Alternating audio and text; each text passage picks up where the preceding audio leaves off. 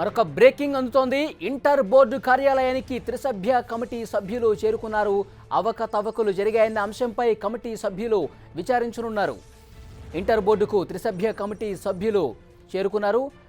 Inter బోర్డులో నిరసనకు సంబంధించి ఇంటర్ బోర్డు చేసిన తప్పిదాలు అవకతవకలకు సంబంధించి ఈ కమిటీ విచారణ స్టార్ట్ చేసింది. అక్కడ తాజా పరిస్థితి తెలుసుకునే ప్రయత్నం చేద్దాం. మా ప్రతినిధి రాధిక లైవ్లో డీటెయిల్స్ అందించడానికి సిద్ధంగా ఉన్నారు.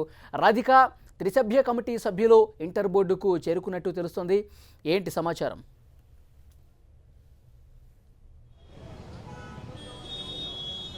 రైట్ వలి కొద్దిసేపటి క్రితమే ఇంటర్ బోర్డుకి త్రిసభ్య కమిటీ సభ్యులైన ఇటు వాసన్, ప్రొఫెసర్ వాసన్, నిశాంత్, అలాగే చైర్మన్ వెంకటేశ్వరరావు కొద్దిసేపటి క్రితమే ఇంటర్ బోర్డులోకి చేరుకోవడం జరిగింది. ఇంటర్ బోర్డు అధికారులతో, ఉన్నతాధికారులతో వాళ్ళు ఇప్పటికే డిస్కషన్ స్టార్ట్ చేశారు. అయితే ఇంటర్ బోర్డు సెక్రటరీ అట్లాగే విద్యాశాఖ కార్యదర్శి జనార్దన్ రెడ్డి అండ్ అశోక్ ఇద్దరు కూడా హైకోర్టులోనే స్ట్రక్ అయి ఉన్నారు. ఎందుకంటే ఇప్పటికే హైకోర్టులో ఒక పిటిషన్ దాఖలు చేశారు. బాలల హక్కుల సంఘం దాఖలు చేసిన లంచ్ మోషన్ పిటిషన్కి సంబంధించి వాళ్ళు హైకోర్టులోనే ఉండిపోవాల్సి వచ్చింది.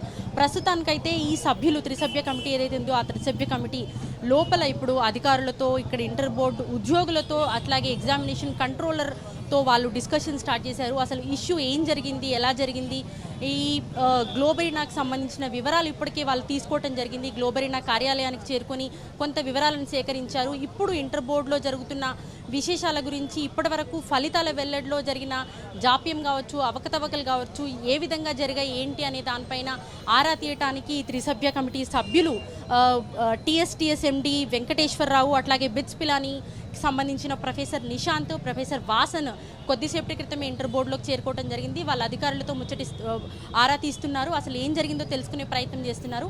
ఇప్పటికే మనకందరికీ తెలుసు, ఆదివారం రోజున కమిటీ ఏదైతే ఫామ్ చేశారో, ఈ త్రిసభ్య కమిటీ సభ్యులుగా ఫామ్ చేసిన కమిటీ 3 రోజుల్లో నివేదిక ఇస్తుంది. ఆ నివేదిక ఇచ్చిన తర్వాత ప్రభుత్వం ఎలాంటి నిర్ణయం తీసుకుంటుందో అనే ఉత్కంఠ ఇటు తల్లిదండ్రుల్లో, విద్యార్థుల్లో ఉంది.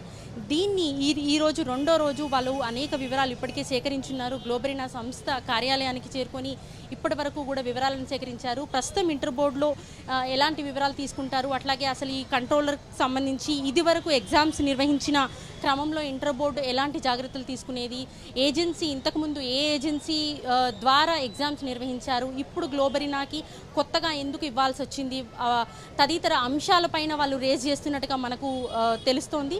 అయితే ఈ గ్లోబరీనా సంస్థకి వివరాలు ఇప్పటికే తీసుకుని ఉన్నారు కాబట్టి గ్లోబరీనా సంస్థ ఎక్స్పీరియన్స్ ఎంత ఉంది, పాత సంస్థలు ఏవైతే ఏజెన్సీలు ఉన్నాయో వాటి ద్వారా ఇంటర్మీడియట్ బోర్డు 15 సంవత్సరాల నుంచి ఒకే సంస్థ ఈ ఎగ్జామ్స్ నిర్వహణ అనేది చేస్తూ ఉంది. అయితే ఈ సంస్థ కొత్తగా ఇవ్వటానికి గల రీజన్స్ ఏంటి, పరీక్షల్లో ఎలాంటి అవకతవకలు జరిగాయి, ఫలితాల విడుదలలో ఎలాంటి అవకతవకలు జరిగాయి, తప్పులు ఏ విధంగా దొరలాయి, ఇప్పటికే 9,000కు పైగా వెరిఫికేషన్కి సంబంధించిన దరఖాస్తులు ఆన్లైన్లో ఇంటర్మీడియట్ బోర్డు అందుకోవటం జరిగింది. ఇప్పుడు ఇక్కడ కూడా ఇటు మెమోలు కావచ్చు, హాల్ టికెట్స్ కావచ్చు, వాళ్ళ ఫోన్ నెంబర్లతో సహా విద్యార్థులు, తల్లిదండ్రులు ఇంటర్ బోర్డుకు అనేక దరఖాస్తులు ఇచ్చి వెళ్తున్నారు. వాటికి సంబంధించిన ఆరా తీయటానికి ఈ 3 సభ్యులు కూడా కొద్దిసేపటి క్రితమే ఇంటర్ బోర్డుకు చేరుకోవడం జరిగింది. మరి కాసేపట్లో వాళ్ళు వచ్చి మీడియాతో మాట్లాడడానికి ఇక్కడికి రాకపోవచ్చు. బట్ రేపు నివేదిక సమర్పించడానికి మాత్రం ఫుల్ ప్లెస్డ్గా వాళ్ళు వివరాలను మాత్రం సేకరిస్తున్నారని చెప్పుకోవచ్చు. రేపటితో 3 రోజులు మంత్రి ఏదైతే గడువు 3 రోజుల పాటు ఈ త్రిసభ్య కమిటీకి గడువు ఇచ్చారో ఆ గడువు రేపటితో ముగుస్తుంది. రేపు నివేదిక వాళ్ళు ప్రభుత్వానికి సమర్పించనున్నారు. వలి రాధిక, ఇప్పటి వరకు కమిటీ సభ్యులు ఎవరెవరిని విచారించారు, ఇప్పుడు ఇంటర్ బోర్డుకు కూడా వచ్చిన నేపథ్యంలో అక్కడ ఎవరిని విచారిస్తారు, అలాగే నివేదిక రేపు సాయంత్రం వరకు ఇచ్చే అవకాశం ఉందా?